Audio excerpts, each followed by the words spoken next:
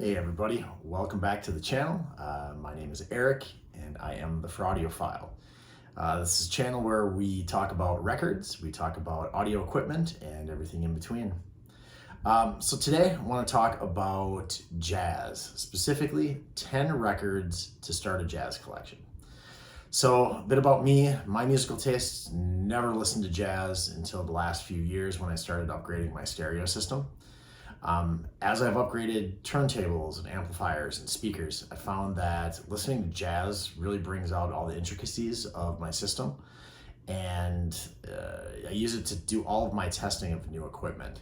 So the better my equipment's gotten, the more I've actually gotten into listening to jazz. So this is going to be aimed at the beginner jazz listener. Those of you who have been listening to jazz for years and years probably know most of these records. I'm not going too far out on a limb with any of these. Want to point out, if you're more interested in jazz, a couple of other great YouTube channels that talk about jazz all the time.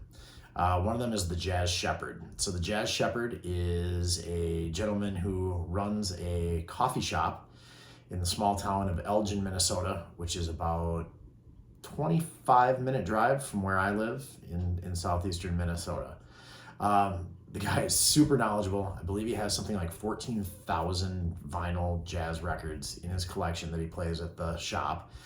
We've been in there a couple of times. They've got a great bike trail that runs through town. It's a great place to visit, but his channel is amazing.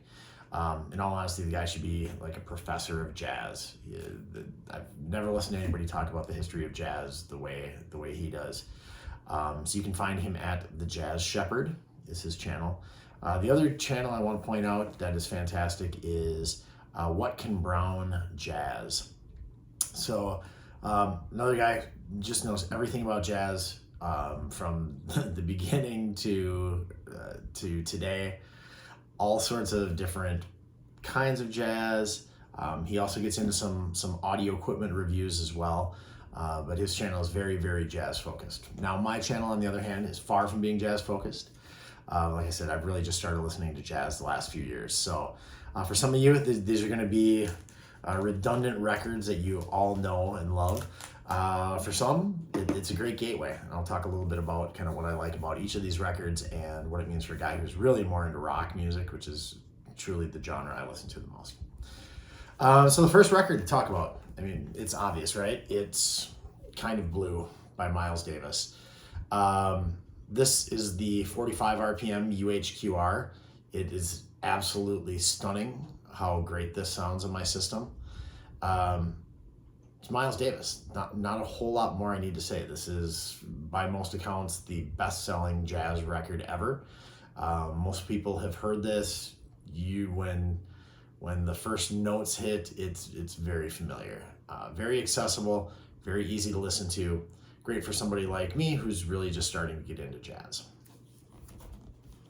And you don't need this UHQR version, especially if you're just starting out. While this one sounds great, before I had this, I actually had a Target pressing, just their opaque blue vinyl, which was fabulous. I also had a music on vinyl pressing. But since picking up the UHQR, I never listened to those anymore, so I was able to get rid of them. This one actually came off a recommendation from the Jazz Shepherd. He was talking about this in one of his episodes. I decided to stream it, played it once, decided I had to go out and buy it. That is Ike Quebec and Heavy Soul. Ike is a fantastic saxophone player. The people he plays with this, the personnel on here are fabulous. Freddie Roach, Milt Hinton, and Al Harewood. But just if you like soulful sounding saxophone, this is a great record. Again, this and all of these records are very accessible. None of these are what I would call spiritual jazz or free jazz or fusion. These are mostly what I would consider bebop or hard bop records, which I've found is the type of jazz I like the best, but can't recommend like Quebec's Heavy Soul enough. By the way, these are in sort of a reverse alphabetical order, not in any sort of order of preference. Another record I picked up mainly just because I had read some reviews about it and heard that the quality was so good. Never streamed this one before I picked it up. It was a record store release a couple of years ago. This is Art Pepper Meets the Rhythm Section. So Art Pepper, another saxophonist. This album is him playing with the rhythm section of Miles Davis's first quintet. So it's Red Garland on piano, Paul Chambers on bass, and Philly Joe Jones on drums. This is the mono pressing. Like I said, it came out on Record Store Day a few years ago. This is the Craft Recordings version. Just phenomenal sounding record. It's available in stereo too, but I actually really like the way the mono sounds. That's another thing with jazz records. There are a lot of jazz records that are available in mono. If you've never listened to mono records, give these a try. See what it sounds like. I think on my system, mono records sound really cool. Just the way the sound stage is built. You don't have the how you would kind of pick out where each instrument is, but the sound stage is just massive with these records, with these mono records. Next one I'm going to show you is one of my favorites. This came as a recommendation from Sean McPherson, who used to be one of my favorite DJs on a radio station called The Current out of Minneapolis, who now works for KBEM, which is a jazz station out of the Twin Cities as well. Sent him a question saying, hey Sean, give me some ideas for jazz records to get into. And this is the first one on his list. It's Hank Mobley, Soul Station. Again, the personnel on this, not only Hank Mobley's saxophone playing, but the personnel is phenomenal on here. So you've got Art Blakey on drums, Paul Chambers on bass, and Wynton Kelly. It's another great thing about these jazz records is all of the best musicians of the time all got together and played. You know, it's not like rock music. It would be like if Keith Richards decided to play with the Rolling Stones on a bunch of songs. It's just not how it works in rock music. That's what they did in jazz, especially during this era. This is a Blue Note Classic series. Again, I can't recommend these enough. They're really affordable. In most cases, you can pick these up somewhere under $30. And the sound quality on every single one of my Blue Note pressings that I have is fabulous. So a great record label, fantastic record. Next one's actually, even for people who are not jazz fans, I'm sure you've heard of this person, especially if you're my age or a little bit older. That's Herbie Hancock. This is Imperial Isles. Freddie Hubbard, Ron Carter, Anthony Williams on this. Again, this is another one of the Blue Note Classic series that you can pick up for a very reasonable price. This one, believe, was not available for quite some time and just came out in the last year or two with this repressing. If you listen to this, it's very piano based, obviously with Herbie Hancock being in this. Fantastic record. This one is probably, if I had to pick my favorite jazz record, it's probably going to be John Coltrane, Blue Train. Again, this was a Blue Note, another one that came out on the Blue Note label. When you hear the first few bars of this, you're absolutely going to know you've heard this somewhere. I think my favorite place that this ever popped up is one of my favorite movies of all time, Singles.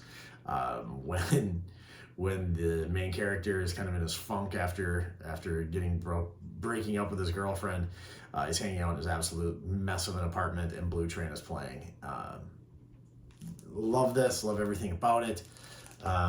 This is the Tone Poet version. So this is just remastered from the original analog tape. So this is all analog. The sound quality, again, this is the mono version. You get this in either the stereo or the mono. These Tone Poets, they're a little more expensive than what the Blue Note Classics are. They're generally about just under $40, somewhere in there. But the quality is through the roof with these. You know, what they call a stout and tip-on jacket, which is basically taking this picture from the album and then gluing it to a thicker cardboard jacket. So the presentation is fantastic. Big, thick, heavy jacket. It's going to last a while. Of course, I keep all of mine in sleeves, but this is going to stay in really good shape. Again, probably my favorite jazz record of all time is Blue Train. Just love John Coltrane. It's been neat to listen to some of these early hard bop records and then see where his career had progressed from there as things got a little more experimental with spiritual jazz and started getting into the free jazz near the end of his career as well. Another Blue Note classic, Kenny Burrell. This is Midnight Blue. This is guitar. This is guitar-based jazz. Now, if you're like me, you like rock music, you appreciate great guitar players.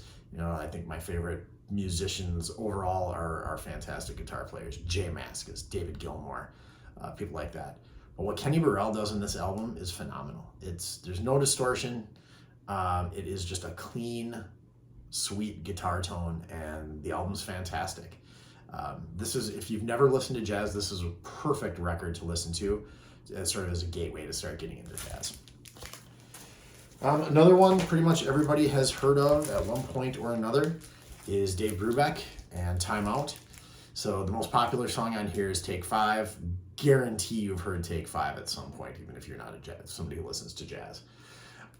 This is called Time Out for a specific reason. Every single song on here is done in a different time signature.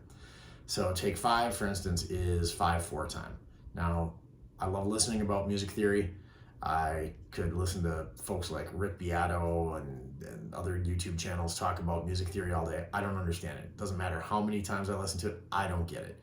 My son, he's a drummer. Kid can tell you what every time signature is. Me, no, not at all. But this is another one that just the sound on this is fantastic. If you pick up one that's from the 50s or 60s, that's all analog. I would avoid some of the newer repressings, some of like the Wax Time and those don't sound quite as good. They're all sourced from digital.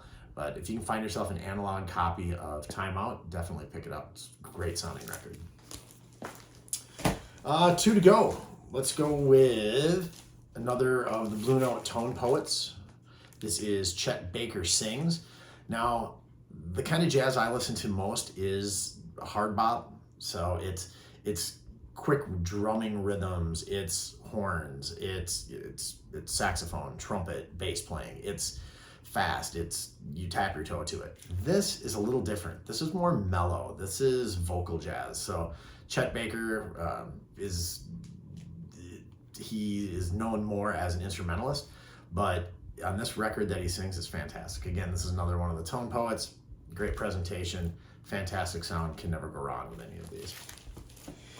And last but not least, probably what would be my second favorite record, Art Blakey's Moanin'. So Art Blakey and the Jazz Messengers. Blakey is just a fantastic drummer. I mentioned he was on one of the records that I pulled up earlier. He's a phenomenal drummer, a great leader, and then he really brought along a lot of young guys in the Jazz Messengers. So there were a couple different iterations of them.